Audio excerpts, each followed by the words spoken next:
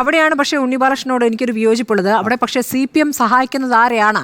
CPM ഒന്നാകെ എന്ന് ഞാൻ പറയുന്നില്ല. വിജയരാഘവന്റെ പ്രസംഗം ഇപ്പോൾ ഒരു ഭാഗം എന്ന് പറഞ്ഞു, ആ ഒരു ഭാഗത്തിൽ തന്നെയുള്ള വിരോധം, മുസ്ലിം വർഗീയ ചേരിയുടെ ദൃഢമായ പിന്തുണയില്ലാതെ രാഹുൽ ഗാന്ധി ജയിക്കില്ല എന്ന് പറഞ്ഞാൽ, ഡൽഹിയിൽ എത്തില്ല എന്ന് പറഞ്ഞാൽ ഒറ്റ വാചകം മതിയെന്നേ. അതിന് മുമ്പ് BJP വിമർശിച്ചിട്ട് കാര്യമില്ല.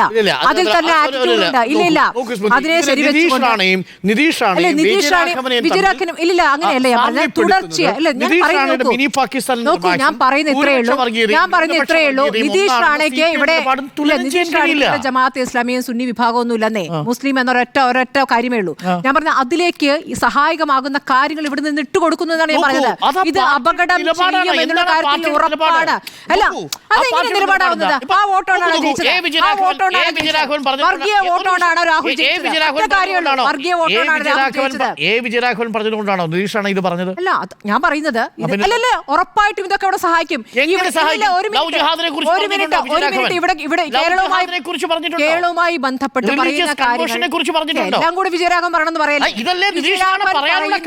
വിജയരാഘവൻ പറയുന്നത് ആ വിഭാഗം എങ്ങനെ ദുരുപയോഗം ചെയ്യും, അത് അവിടേക്ക് എത്തില്ല എന്ന് വിചാരിക്കുന്നുണ്ടോ?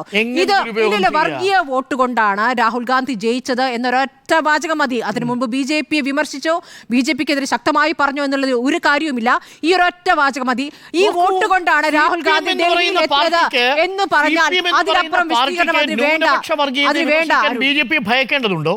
അങ്ങനെയാണെങ്കിൽ CPM-ന് ഒരിക്കലും ന്യൂനപക്ഷ വർഗീയത പറയാൻ പാടില്ലല്ലോ. കേന്ദ്രത്തിൽ BJP എടുത്ത് ഉപയോഗിക്കുന്ന രാഷ്ട്രീയ നിലപാടെടുത്താൽ എങ്ങനെ ശരിയാവും? കേരളത്തിൽ ന്യൂനപക്ഷ വർഗീയതയുടെ ഭീഷണി നിലവിലുണ്ടോ? നിലവിലുള്ള CPM എന്ന പാർട്ടിയുടെ നിലപാട് എന്താ? ഭൂരിപക്ഷ വർഗീയതയും ന്യൂനപക്ഷ വർഗീയതയും ഒരേപോലെ എതിർക്കപ്പെടേണ്ടതാണ്. അതിനോട് എനിക്കൊരു വിയോജിപ്പുണ്ട്. അത് എന്റെ വിയോജിപ്പാണ്. പക്ഷെ പാർട്ടിയുടെ നിലപാട് അതാണ്. പാർട്ടിയുടെ നിലപാട് ലോക്സഭാ തെരഞ്ഞെടുപ്പിന് മുൻപ് അതിനു മുമ്പ് ന്യൂനപക്ഷവർഗീയതയെക്കുറിച്ച് ആവർത്തിച്ച് പ്രസംഗിക്കാറുണ്ടായിരുന്നില്ല. അരുൺ, ഒരു മിനിറ്റ്. പ്രസംഗിക്കാറുണ്ടായിരുന്നില്ല മാത്രമല്ല, ജമാഅത്തെ ഇസ്ലാമിയുമായി ബന്ധപ്പെട്ട് അതിശക്തമായ പ്രതികരണങ്ങൾ മുസ്ലിം ന്യൂനപക്ഷവുമായി ബന്ധപ്പെട്ട് വിജയരാഘവൻ നടത്തിയപ്പോൾ ആ പ്രസ്താവനയെ തിരുത്തിയതാണ് ഈ പാർട്ടി. ഇവിടെ CPM സംസ്ഥാന സെക്രട്ടേറിയറ്റ് അദ്ദേഹത്തെ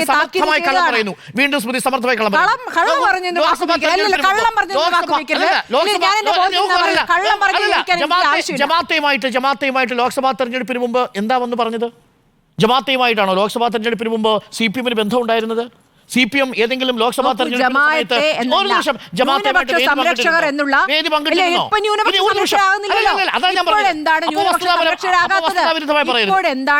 സംരക്ഷകരാകാത്തത്? ആ വാചകം ഇപ്പോൾ എന്താണ് വരാത്തത്? വിചാരിച്ച വോട്ട് കിട്ടിയില്ല. ന്യൂനപക്ഷത്തിലെ തീവ്ര വർഗീയതയെ കുറിച്ച് പറയുമ്പോൾ ന്യൂനപക്ഷത്തെ അടച്ചാക്ഷേപിച്ചു എന്ന് സ്മൃതി എങ്ങനെയാ ധരിക്കുക? എങ്ങനെ സ്മൃതിക്ക് പറയാൻ കഴിയുക? ഒരു മുസ്ലിം ന്യൂനപക്ഷത്തിലെ ഒരു വിഭാഗം തീവ്രവർഗീയ നിലപാടെടുക്കുന്നു എന്ന് പറഞ്ഞാൽ ആ സമുദായത്തെ മുഴുവൻ കുറ്റപ്പെടുത്തലാണോ? അതെങ്ങനെ ശരിയാവുക?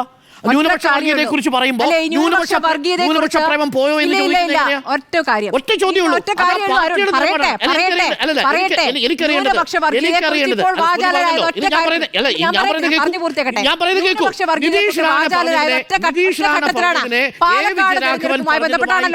വിജയരാഘവൻ പറഞ്ഞതുമായിട്ട് എങ്ങനെ നിങ്ങൾ രാഷ്ട്രീയമായി തുലനപ്പെടുത്തും?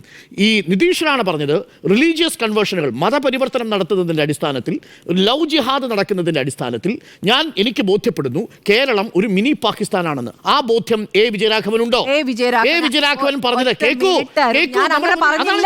നിങ്ങൾ അനാവശ്യമായിട്ട് കമ്പയർ ചെയ്യാൻ ശ്രമിക്കുകയാണ്.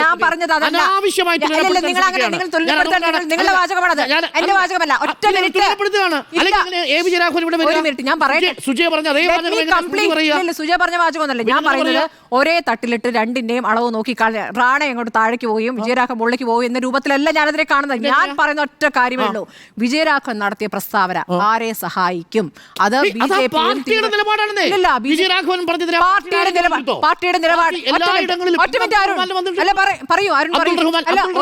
അബ്ദുൾ റഹ്മാൻ സിപിഎമ്മിലേക്ക് വന്ന മുസ്ലിം ലീഗിൽ വന്ന അബ്ദുൾ റഹ്മാൻ കൊടുത്ത ബൈറ്റിലും വിജയരാഘവൻ പറഞ്ഞത് ശരിയാണെന്നാണല്ലോ പറയുന്നത്. പറയുന്നേക്കും മുസ്ലിം വർഗീയ ചേരിയുടെ ദൃഢമായ പിന്തുണ കൊണ്ടാണോ രാഹുൽ ഗാന്ധി? അത് വസ്തുത പരിശോധിക്കും. പക്ഷേ പാർട്ടിയുടെ നിലപാടാണ്. അല്ല, വസ്തുത നിലപാടാണെങ്കിൽ ആ നിലപാടിനെ ഞാൻ വിശ്വസിക്കുന്നു. അത്രയേ ഉള്ളൂ. നിതീഷ് റാണയുമായി നിങ്ങൾ എങ്ങനെ ഇതിനെ താരതമ്യം ചെയ്യും? ഞാൻ താരതമ്യം ചെയ്യുന്നില്ല. ഞാൻ പറഞ്ഞ ഒറ്റ കാര്യമുള്ളൂ, അത് ആരെ സഹായിക്കുന്നു.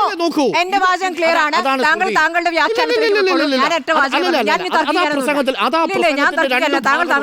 ആ പ്രസംഗത്തിന് രണ്ടു ഭാഗമുണ്ടെന്നും ആ രണ്ടാമത്തെ ഭാഗത്തിൽ ആദ്യ ഭാഗത്തിൽ ഭൂരിപക്ഷ വർഗീയതയും രണ്ടാമത്തെ ഭാഗത്തിൽ ന്യൂനപക്ഷ വർഗീയതയും കുറിച്ച് വിജയരാഘവൻ പറഞ്ഞതിനെ നിതീഷ് റാണ പറഞ്ഞതുമായി ബന്ധപ്പെടുത്തി പറയുന്നത് തന്നെ അസംബന്ധമാണെന്നുള്ളതാണ് എന്റെ നിലപാട്. അത് ആ സാഹചര്യത്തിൽ ചേരുന്നത് പോലുമല്ല. നിതീഷ് റാണ പറഞ്ഞത് മറ്റൊരു കോണ്ടെക്സ്റ്റിലാണ്, വിജയരാഘവൻ പറഞ്ഞത് മറ്റൊരു കോണ്ടെക്സ്റ്റിലാണ്. വിജയരാഘവൻ പറഞ്ഞതിനെ നമുക്ക് വിമർശിക്കാം, ഞാൻ വിമർശിച്ചിട്ടുണ്ടല്ലോ. കാര്യം എന്റെ നിലപാട് അങ്ങനെയല്ല. ഭൂരിപക്ഷ വർഗീയത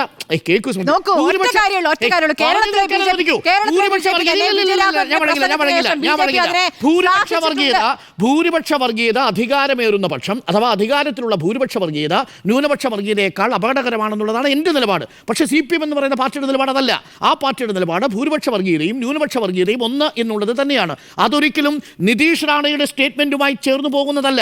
അങ്ങനെ നിതീഷ് റാണ പറഞ്ഞതും വിജയരാഘവൻ പറഞ്ഞതും സമാനമാണെന്ന് വരുത്തി തീർക്കാൻ ഏതെങ്കിലും കോണിൽ നിന്ന് ശ്രമം നടക്കുന്നുണ്ടെങ്കിൽ അത് ദുരുപദിഷ്ടമായ നിലപാടാണ്. അത് ആ ഉദ്ദേശ ലക്ഷ്യം ഒട്ടും ശുഭകരവുമല്ല എന്നതാണ് എന്റെ നിലപാട്.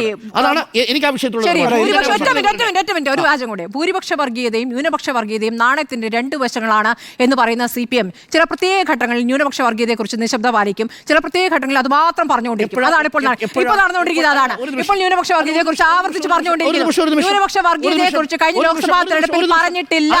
ന്യൂനപക്ഷ വർഗീയതയെക്കുറിച്ച് കഴിഞ്ഞ ലോക്സഭാ തെരഞ്ഞെടുപ്പിന് ശേഷമാണ് പറയാൻ തുടങ്ങിയത്. തെരഞ്ഞെടുപ്പ് സമയത്ത്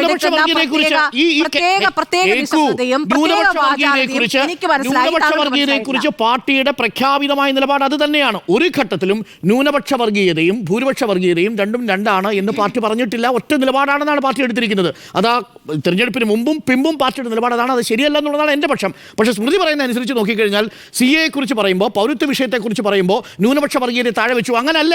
ന്യൂനപക്ഷ വർഗീയതയെ എതിർത്തുകൊണ്ട് ന്യൂനപക്ഷവുമായി ബന്ധപ്പെട്ട അവരുടെ ജനാധിപത്യ അവകാശങ്ങളെക്കുറിച്ച് പറയാനുള്ള ബോധ്യമുണ്ടാവണം.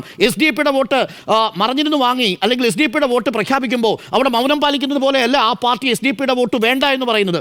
അത് പലയിടങ്ങളിലും SDPയുടെ വോട്ട് തരാൻ പോകുന്നു എന്ന് പറയുമ്പോൾ ഇങ്ങനെ പോന്നോട്ടെ എന്ന് പറഞ്ഞ് നമ്മൾ ചോദിക്കുന്ന ചോദ്യത്തിന് മുന്നിൽ മൗനം പാലിക്കുന്നവരെ നമ്മൾ കണ്ടിട്ടുണ്ട്. അവർ CPM-ൽ നിന്നുള്ളവരല്ല. 2006-ലും ഒക്കെ ആ പിന്തുണ സ്വീകരിച്ചതിനെ കുറിച്ച് പിന്നെ ഇനി പറയേണ്ടത് അത് ശരി. ഇപ്പൊ ജമാഅത്ത് ഇരിക്കുമ്പോൾ മാത്രമല്ല തീവ്രം, അന്നും തീവ്രം ഇന്നും തീവ്രം അല്ല. അന്നും തീവ്രമാണ്. അന്നെന്തിനാ വോട്ട് മേടിച്ചത്? അന്നെന്തിനാണ് വോട്ട് മേടിച്ചത്? നിരോധിക്കൂ. നിരോധിക്കാത്തവർക്ക് ആരും പിന്തുണയ്ക്കാം. നിരോധിക്കാത്തവർക്ക് ജനാധിപത്യ സംവിധാനത്തിൽ ആരെ പിന്തുണയ്ക്കുന്ന തീരുമാനമെടുക്കാം. നിരോധിക്കാത്തവർക്ക് ജനാധിപത്യ സംവിധാനത്തിൽ ആരെ പിന്തുണയ്ക്കുന്ന തീരുമാനമെടുക്കാം.